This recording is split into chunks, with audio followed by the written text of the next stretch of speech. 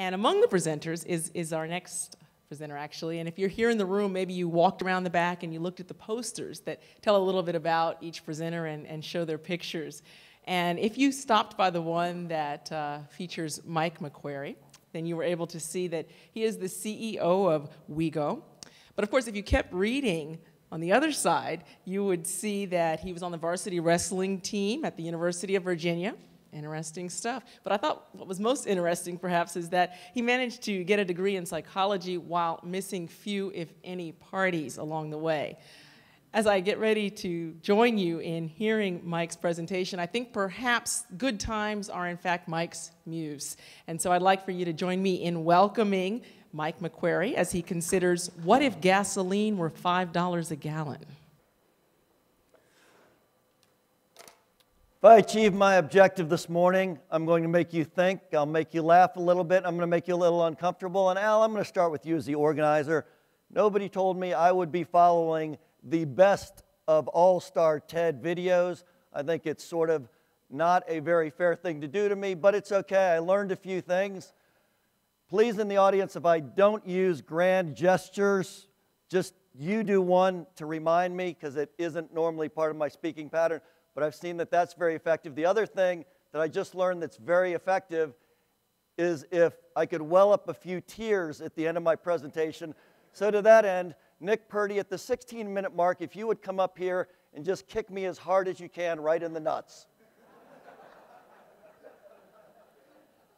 The other thing about the room as I look around makes me a little uncomfortable. I may have to lump the TEDx conference into the same sort of realm that I put ice hockey and heavy metal concerts.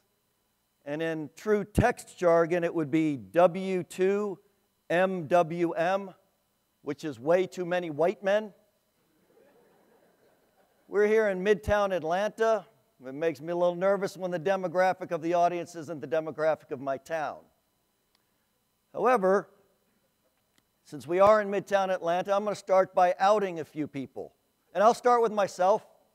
I am a card-carrying, TiVo-saving fan and viewer of Project Runway.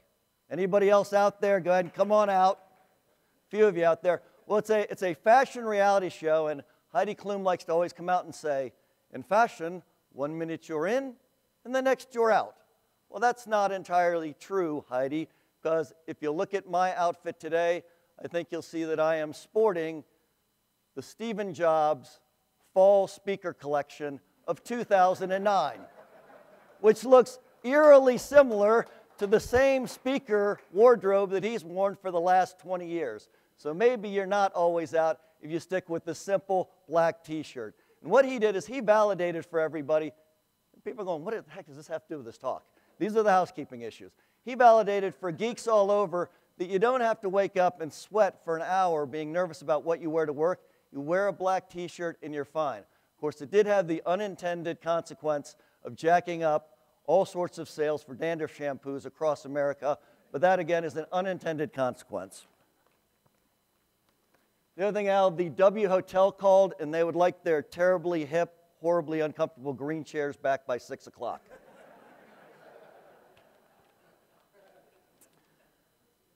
Okay, is this topic really far-fetched?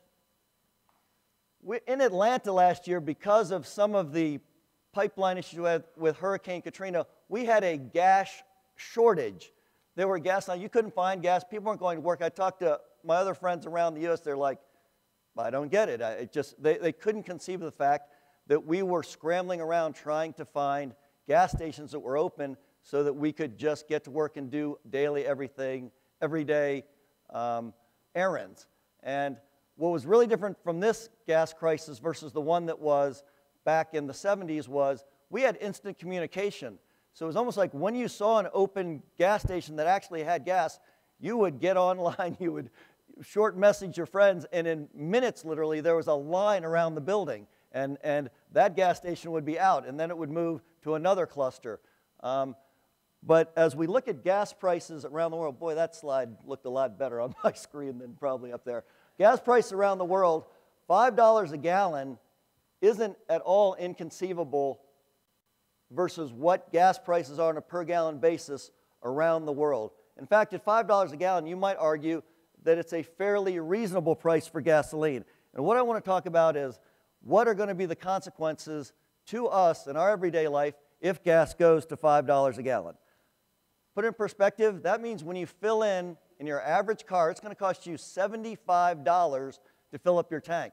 Now, I had flashbacks back to when I was in high school and college. It may get to this. You'll be at work with your colleagues and decide to go out to lunch, and one guy will say, I'll drive, but then when he gets in the car, he's going to say, okay, everybody needs to chip in $1 or $2 so that we can make it. That would happen to me in high school. We may end up going back to that. I think what's more likely is that when gas prices get that high, you're going to drive less. And I think for a lot of you, that means you're going to have to stay home more. I lived in an apartment growing up. It was a 2-bedroom apartment. I shared a room with my sister. It had 1 bathroom, had a little living area.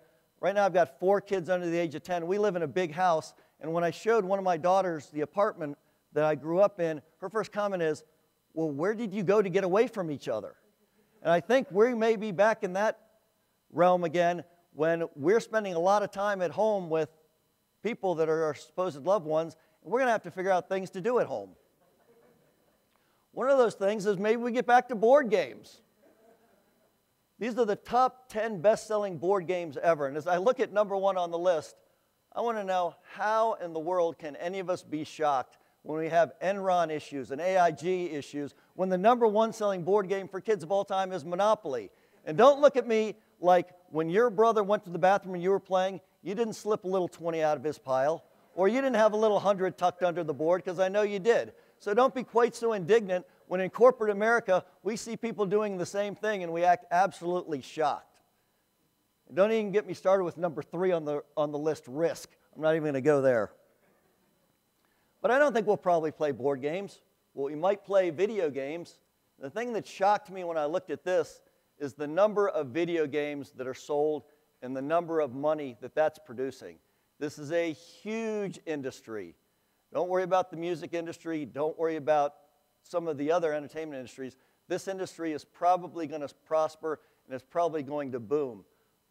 Getting even more specific to our first speaker's point, I mean, when in 3D reality, I can stay at home and have virtual sex with Cindy Crawford, I'm probably not going to leave the house. I'm not going to play video games. I'll probably work on something along this line, and this may have the unintended consequence of having a spike in the birth rate. I lived in upstate New York for a long time. There'd be a huge snowstorm, and everything would be shut, and you couldn't get out of the house for 3 days. About 9 months later, there were about 100 extra kids in the first grade class. Also, getting back, I didn't properly introduce myself. My name's Michael McQuary.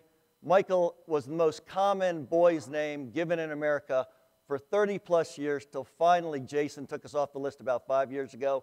So I don't respond when somebody says, hey, Mike. If I'm in the mall and you yell, hey, Mike, I know that it's not me, it's somebody else. So as a kid, people started calling me McQ or even Q. So along the way, every once in a while, I'll give you guys a Q tip. This is not one of them. You just take your own notes on this. Okay, what's also going to happen is we're still going to have to travel, but we're going to have to better manage our personal transportation. Right now, we don't do that. We automatically go out and we knee-jerk and we jump into the car. That's how we get around. However, there are cities now where people actually plan their transportation. If you're going out in New York City and you're going to meet up with your friends, you're thinking, should I walk? Should I take the subway? Should I take a taxi? So there are instances right now where people do plan their mode of transportation. How terribly inconvenient. We actually have to think about how we're going to do a task that was so automatic before. But if you don't want your budget to just run amok, that's something you're going to have to start doing. You're going to have to start using the right tool for the right job. To that end, if you're going to hang up a picture in your house or apartment on the wall, would you use a sledgehammer? Probably not. It's going to have the unintended consequence of making you meet your neighbor if you live in an apartment and possibly destroying a work of art. You'll probably use another tool. If you're going to cut your front lawn, are you going to use a harvesting machine? Well, you could, but you're probably going to take the hedges and inadvertently mow down your neighbor's car or small child or dog along the way. So why in the world, when you're heading to the grocery store on Saturday to pick up your groceries, do you drive your gas-guzzling, emission-spewing SUV to the grocery store? It's polluting, it's using a lot of gasoline. I think we all agree these are bad things. Why not take your handy-dandy little electric car? I'm in the electric car business. I'm sort of like John DeLorean without the cocaine problem. I used to be in the internet business, a company called MindSpring, and when Charles Brew and I started MindSpring, I would tell friends, I've started an internet company, and back in 1994, people didn't know what that was. I would say the internet, and they would look at me like my dog watches television. They'd sort of just tilt their head and go like this a little bit back and forth. Nobody knew what it was. What's exciting now is I say electric car, everybody goes, I know what an electric car is, I get it. My daughter said to me, I think it's a great idea, but where are you going to get those really long extension cords? So now I'm in the electric car business, and I say electric cars, and everybody says that's a great idea. They get excited. It reminds me of back in the late 1980s, I was setting up recycling programs all across the East Coast that recycled plastics and other materials, and I would go in and I would have a community town meeting, and I would say, recycling, how do you feel about recycling? 100% of the people in the room would say, it's a great idea. I'm in, recycling. I would say, that's really good, I'm glad, that's the spirit, you're going to help the planet out, this is a good thing. Everybody agreed it's a good thing. They'd say, okay, now by the way, you have to sort out the different materials, and you have to put them in little bins, and all of a sudden, the number of people who would participate based on that little inconvenience went from 100% of the people said, this is a great idea, we're going to do it, to about 40% of the people only having to be inconvenienced enough to separate the materials. Then I said, oh, and by the way, we're only going to pick it up on Thursday, and you got to drag your recycling bin out to the road. That little inconvenience took it from 40% down to 10% in the communities we would install the program in.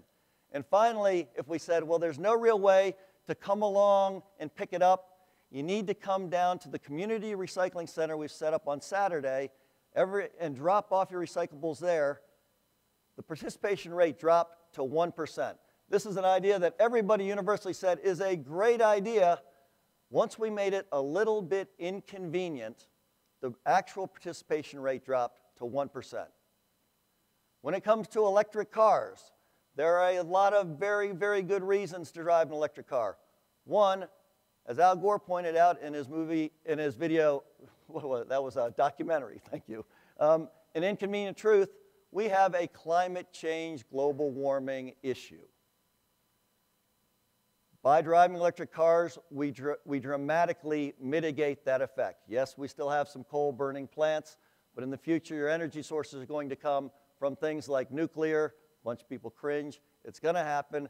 The 6 biggest nuclear power plants in the world are being built right now in China. It's going to be a very clean source of power for a lot of us in the future. We will be able to mitigate global warming if we just drive electric cars.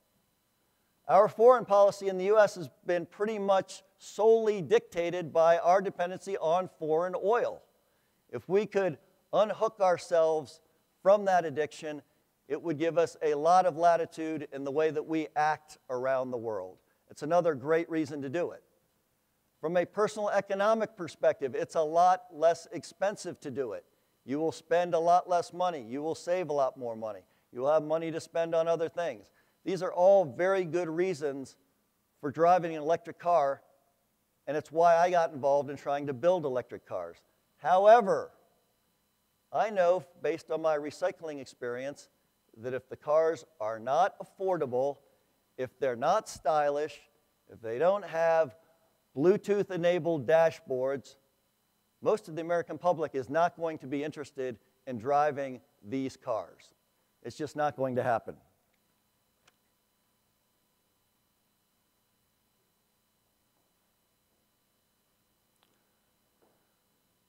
This is what I call a Q-tip. And some of you, I know, talked to earlier, said, I hope I get a Q-tip out of it. It's really the summary statement of what I'm going to tell you. And it's not an indictment. It's just what I think is the cold, hard reality.